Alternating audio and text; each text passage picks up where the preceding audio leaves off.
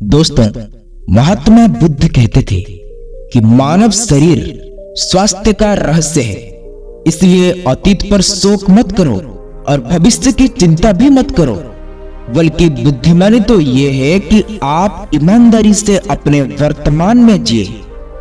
लेकिन हम में से अधिकतर लोग वर्तमान में जीना नहीं जानते, क्योंकि वो जीना ही नहीं चाहते।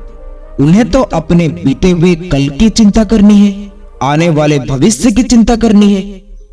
और यदि आप वर्तमान में जी सकते हैं तो कोशिश करके देख लो, आपका मन और आपका शरीर पूरी तरह से स्वस्थ हो जाएगा।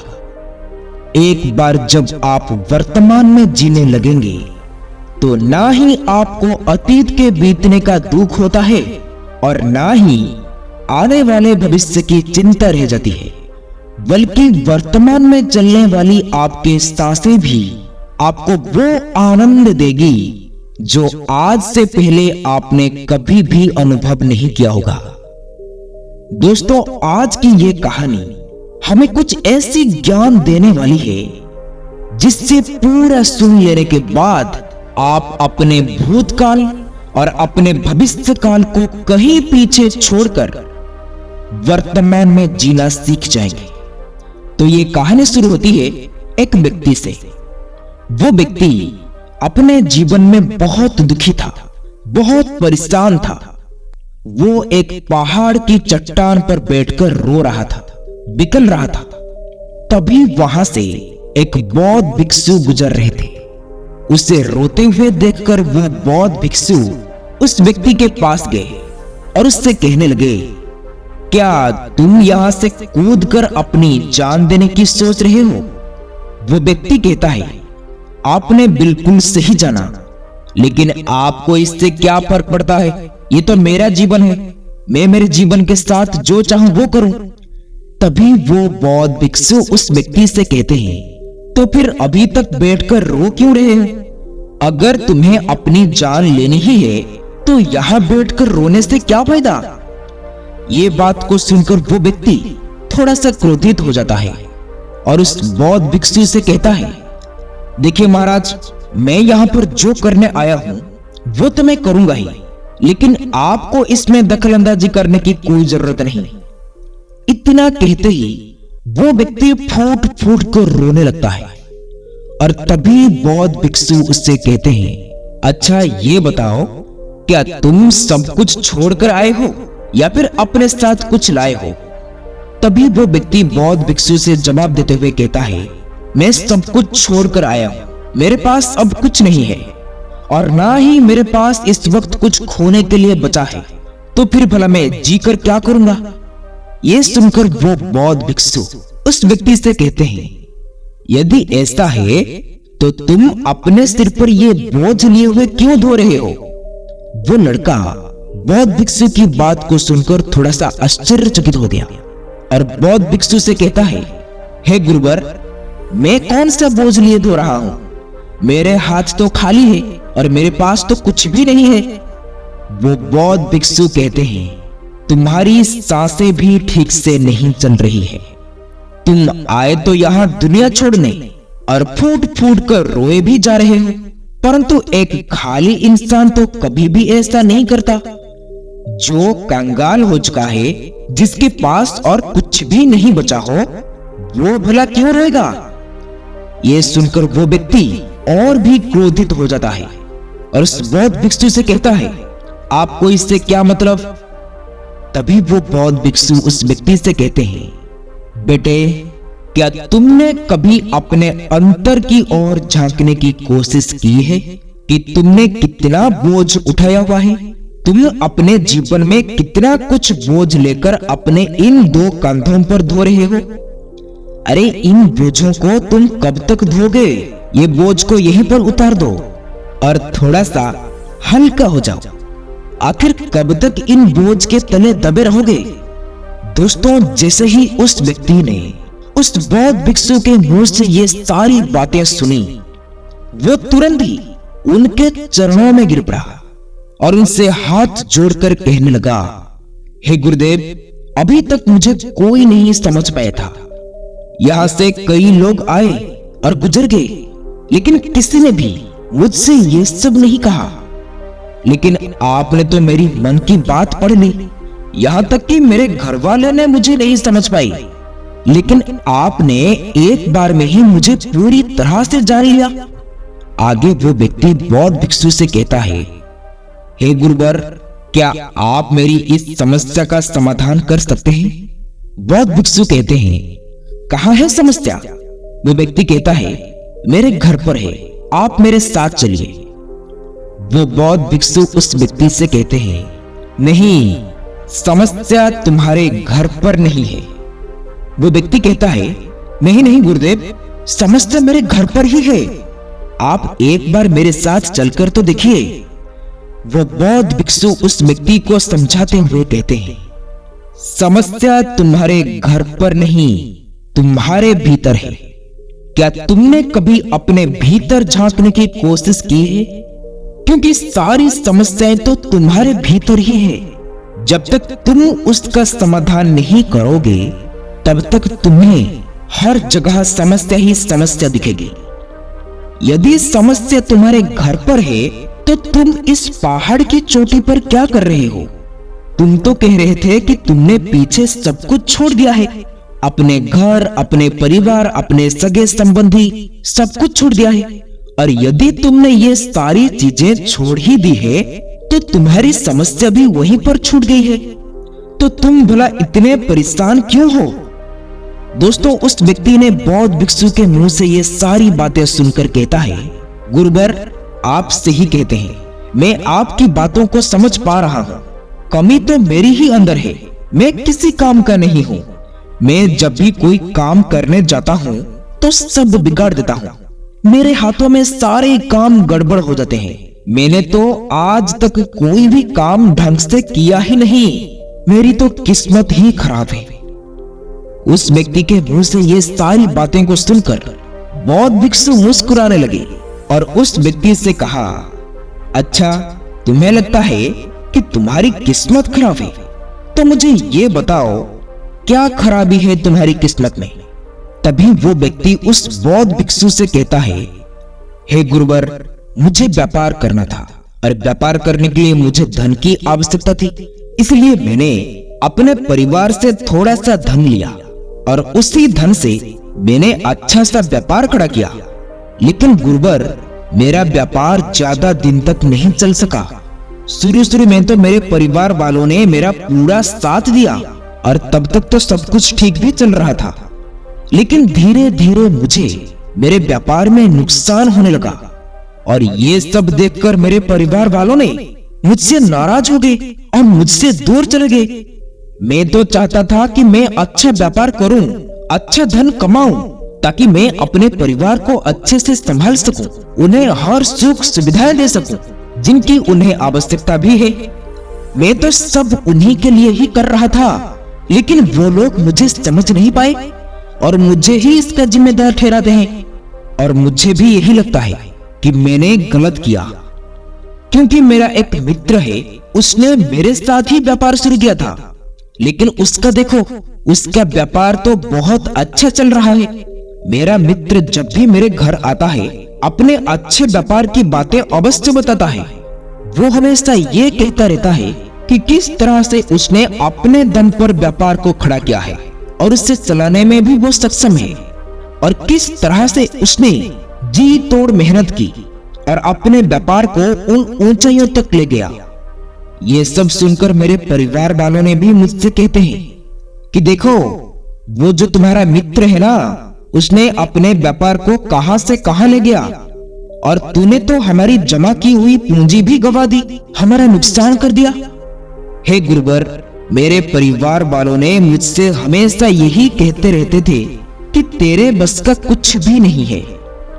इन तानों को सुन सुनकर मैं बड़ा परेशान हो चुका था, इसलिए मैंने और एक नया व्यापार खड़ा किया, लेकिन वहां पर भी मुझे मुंह की खानी पड़ी और मेरा व्यापार पूरी तरह से चौपट हो गया।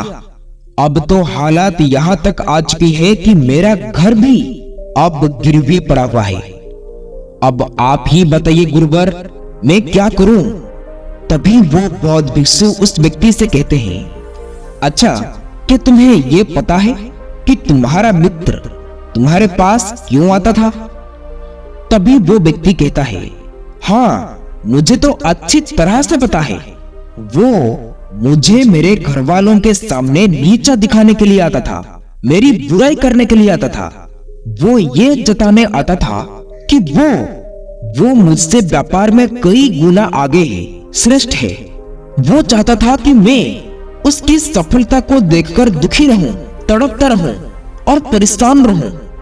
तभी वो बौद्ध भिक्षु उस व्यक्ति से कहते हैं, क्या तुमने उसके व्यापार को देखकर सचमुच दुखी रहते थे? वो व्यक्ति कहता है, हाँ इतना अच्छा व्यापार उसने खड़ा किया है और मेरा व्यापार चौपट हो गया, तो ये देखकर मुझे तो दुख होगा ही ना, मुझे तो ये देखकर जलन होगी ही। तभी वो बौद्ध भिक्षु उस व्यक्ति से कहते हैं, बेटे तुम्हें दुख किस बात का था, अपनी असफलता का या फिर अपने दोस्त की सफलता का? तभी वो व्यक्ति उस बौद्ध भिक्षु से कहता है, गुरुवर अपने असफल होने पर मुझे इतना पछतावा नहीं था, लेकिन मेरा मित्र इतना सफल हो चुका था, उससे देखकर मुझे ईर्ष्या होती थी, मेरे अंदर जलन की भावना उत्पन्न होती थी और मैं ये देखकर दुखी रहता था, पछताते रहता था, तड़पता रहता था। तभी वो बौद्ध भिक्षु उस व्यक्ति से कहते हैं, तो इसका अर्थ तो ये हुआ कि अगर तुम्हारा मित्र भी असफल हो जाए तो तुम्हें खुशी होगी? तो वो व्यक्ति कहता है, जी हाँ मुझे बड़ी खुशी होगी अगर वो असफल हो जाए, उसका व्यापार चौपट हो जाए। यह सुन बौद्ध भिक्षु फिर से एक बार मुस्कुराने लगे और उस व्यक्ति से कहते हैं, इसका अर्थ तो यही हुआ कि तुम्हारी खुशी तुम्हारे मित्र पर निर्भर करती है। यदि वो चाहे तो तुम्हें खुश कर दे और यदि वो चाहे तो तुम्हें दुखी कर दे, क्योंकि तुम खुद से ना तो खुश हो सकते हो और ना ही दुखी हो सकते हो।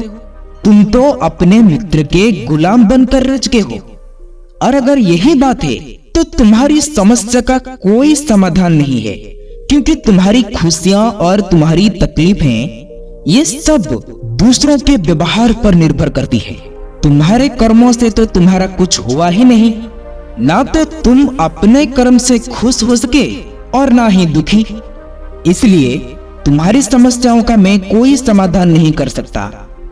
तभी वो व्यक्ति उन बौद्ध भिक्षु से कहता है, हे गुरुवर ऐसा मत कहिए, मुझे आपसे बात करते करते बहुत आशा आपस में हो गई है, क्योंकि आप ही वो है जिन्होंने मुझे जाना है, मुझे समझा है।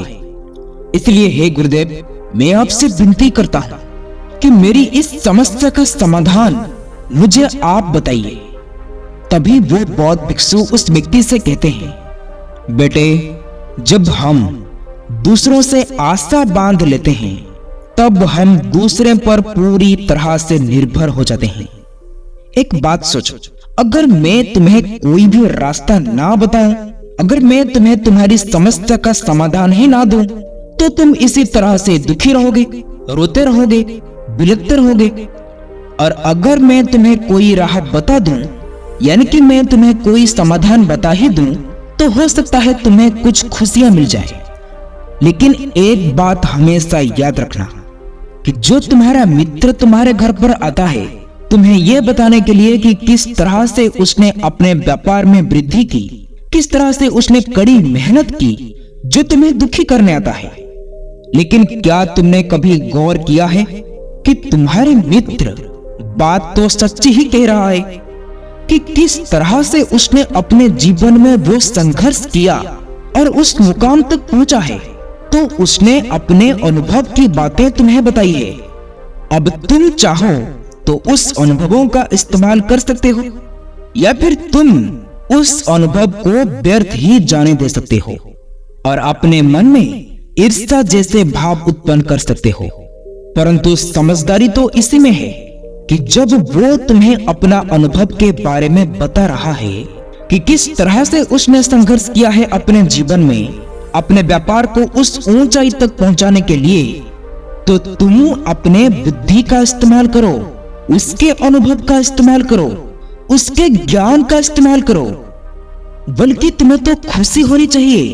तुम्हें जो अनुभव चाहिए था तुम्हारा मित्र आकर तुम्हें घर पर ही दे रहा है, और इस पर तो तुम्हें अपने मित्र का आभार प्रकट करना चाहिए, क्योंकि घर में बैठे बैठे तुम्हें वो अनुभव प्राप्त हो रहा है जो तुम अपने जीवन से प्राप्त नहीं कर सके। इसलिए आगे बढ़ो, संघर्ष करो, उस अनुभव का इस्तेमाल करो और कभी भी हार मत मानो, क्योंकि समय की एक खूबी है, समय चाहे कैसा भी हो बदल जरूर जाता है।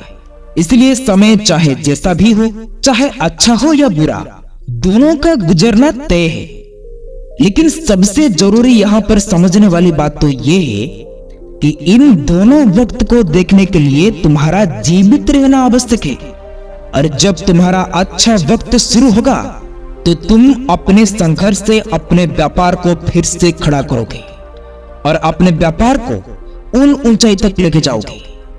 तब वही तुम्हारे मित्र तुम्हारी सफलता की नहीं, तुम्हारी असफलता के गुण गाएंगे, ताकि तुम उन्हीं की तरह कोई गलत निर्णय लो और तुम उन्हीं की तरह बर्बाद हो जाओ। तो वहां पर तुम्हें अपनी बुद्धि का इस्तेमाल करना होगा और तुम्हें उनकी बातों पर ध्यान ना देकर अपनी बुद्धि का प्रयोग करना होगा, क्योंकि उस समय वे तुम्हें सुखी नहीं दुखी करने आएंगे, क्योंकि उस समय उसे भी तुम्हें दुखी देखकर उतनी ही मजा आएगा जितना कि तुम्हें उसे दुखी देखकर आता है। ये सारी बातें सुनकर वो व्यक्ति उस बौद्ध भिक्षु से कहता है, हे गुरुवर, आप बिल्कुल ठीक कह रहे हैं। मेरे जीवन को मैं नहीं चला रहा, बल्कि मेरे सगे संबंधी और मेरे मित्र चला रहे हैं, जो मेरे जीवन में सुख और दुख भरे जा रहे हैं। लेकिन गुरुवर, यहाँ पर मेरा एक प्रश्न है। जब मैंने व्यापार खड़ा किया था तब मेरा उद्देश्य यही था कि मैं अपने परिवार को सुखी रख सकूं, उन्हें सारी सुख सुविधाएं दे सकूं। तो क्या अपने परिवार के लिए ये सारी बातें सोचना गलत है? मैं तो अपने परिवार के लिए ही सब कुछ कर रहा था, लेकिन व्यापार में नुकसान होने के बाद वो परिवार भी मुझे छोड़ दिया। इस पर बौद्ध भिक्षु मुस्कुराने लगे। तभी वो व्यक्ति बौद्ध भिक्षु से कहता है, गुरुदेव, इसमें मुस्कुराने की क्या बात है? क्या मैंने कोई गलत प्रश्न पूछ लिया? तभी वो बौद्ध भिक्षु कहते हैं, नहीं बेटे, हर व्यक्ति यही चाहता है कि कोई उसकी गलती पर सांत्वना दे, और तुम भी वही चाहते हो।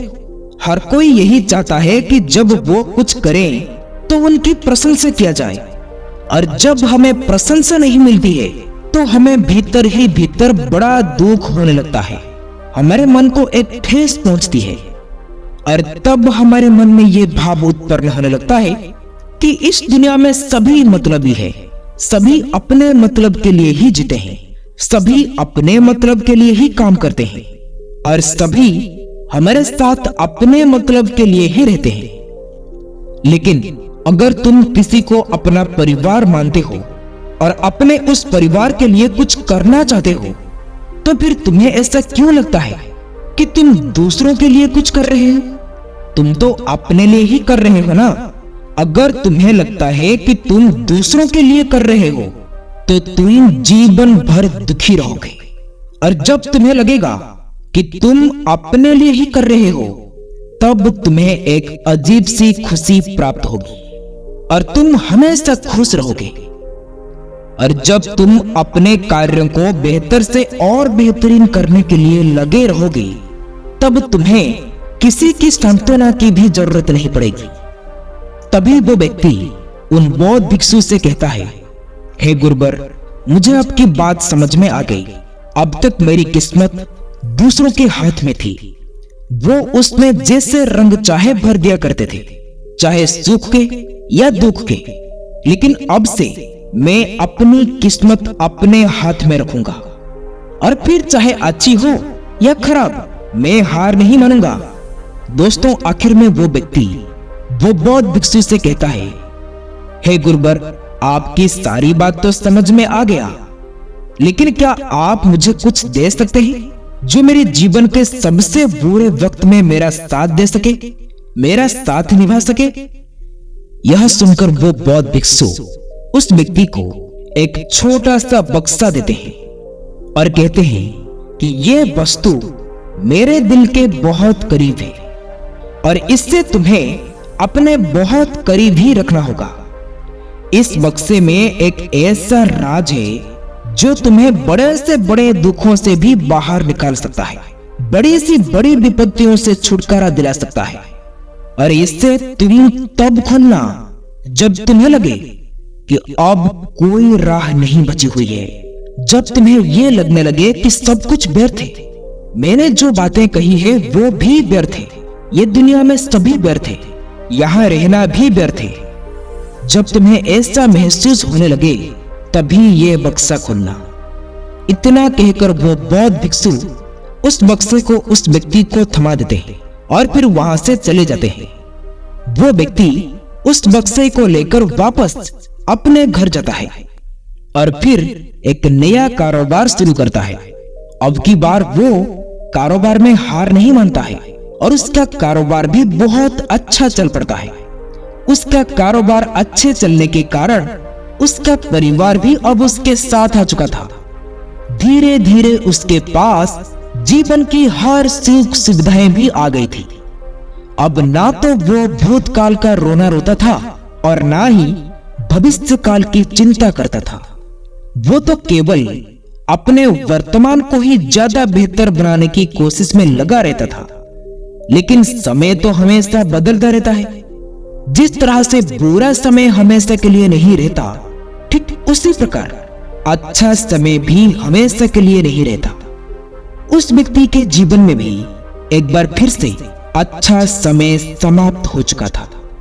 वो जिस राज्य में रहता था उस राज्य पर पड़ोसी राज्य ने चढ़ाई कर दी और पूरा राज्य तबाह कर दिया। उसका व्यापार भी पूरी तरह से तबाह हो चुका था। वो अपने परिवार के साथ दर दर की ठोकरें खाने लगा। उसे यहाँ से वहां भागना पड़ा, यहाँ तक कि उसके पास खाने पीने के लिए भी कुछ पैसा नहीं बचे थे। उसके बच्चे भी अब बीमार पड़ चुके थे। उनके इलाज के लिए भी उनके पास कुछ भी पैसा नहीं बचे थे। तभी उसे एहसास होने लगा कि ये सब व्यर्थ है। उसका ये जीवन जीना ही व्यर्थ है, ये पूरा संसार व्यर्थ है। और जो कुछ भी बातें उस दिन बौद्ध भिक्षु ने कही थी वो सारी बातें भी व्यर्थ है। आज मेरे पास कुछ नहीं बचा, आज मेरे पास जीने का कोई मकसद नहीं बचा।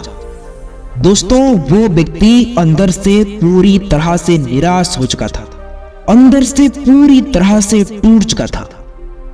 वो व्यक्ति ये सब सोच ही रहा था, तभी उसकी नजर उस बक्से पर पड़ी जो उसे उस बौद्ध भिक्षु ने दिया था।